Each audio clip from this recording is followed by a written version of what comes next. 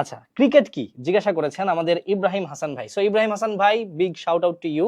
আমরা একটু আমাদের এআই কে জিজ্ঞাসা করি ক্রিকেট কি, দেখি আমাদের এআই পারে কিনা, রাইট? সো লেটস গো, আমরা দেখি যে আমাদের এআই ক্রিকেট কি সেটার উত্তর দিতে পারে কি পারে না।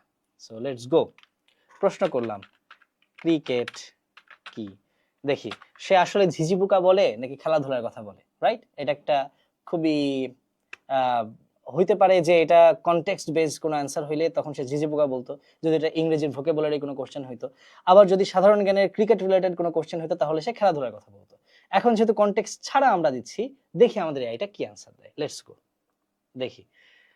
চলছে চলছে, আমাদের একটু টাইম লাগছে কারণ এটা হচ্ছে আমরা লগ ইন ছাড়া ইউজ করছি।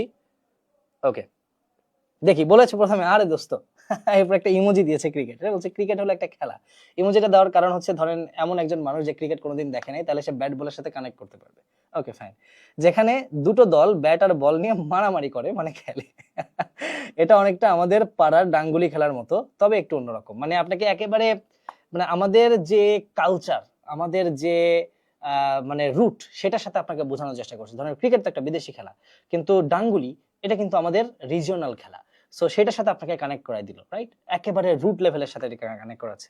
সো বোঝা যাচ্ছে this is made in Bangladesh.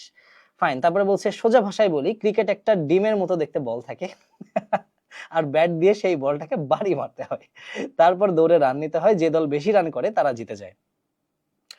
So এখানে আরো বেশ কিছু আছে, যেরকম এখানে বলছে উইকেট, এলপিডব্লিউ, ক্যাচ আউট, আরো কত কি, চিন্তা নেই, ধীরে ধীরে সব শিখে যাবি।